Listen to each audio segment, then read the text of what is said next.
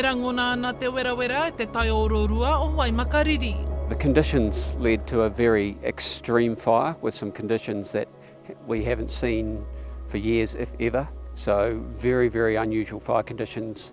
Me ngā ahi e toro ana ki te iwarau heketea, a i katia e te huarahi matua e whitu te kaumātoru. We have a heavy air presence with 9 helicopters working in 3 fixed-wing aircraft. So heavy air impact today, which will open up the opportunity tomorrow to get more ground crews in and get right into the deep stuff. Kei konei mātau i te arai o te rori, a ka ki te ngā waka e tatari ana. Aha koa e 2 ngā kiromita i tawhiti, he kaha te rangona o te pawa. Only fire staff can go forward. Dwellers and workers have to wait here. We are headed to Ata Pass Village and then after that towards Hokitika. I spoke to them before and they said it might be half an hour before they give us an update. So if it doesn't work within the hours, I'll just turn around and go home. Koinei te rori matua e hono ana i o tautahi ki Māwhera, ki e tahi he wāhi oki-okinga. He oi e ai kia Joseph Hullen no Ngāi Tūāhuriri, he wāhi motuhake mō te hapu nei.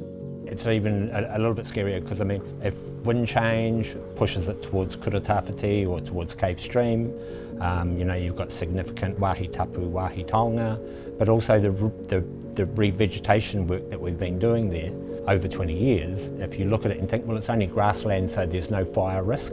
Grass burns as quickly and as hot as everything else. And so those restoration plantings could also be at risk if, you know, the wind changes or Mother Nature intervenes again. Nō reira, he karere tāna mō te marea.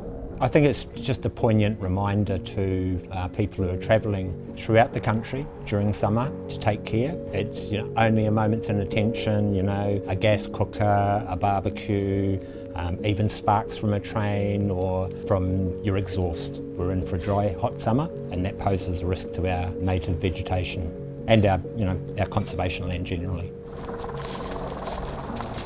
Aha koa kei te tahu tonu ngā ahi, nō nae nei e arahi ana whakarātonga iwi i te hunga haere i te huarahi matua e whitu te kaumātoru ki Kāroimiro. Ora Kairingi Nicholas, Tahu News.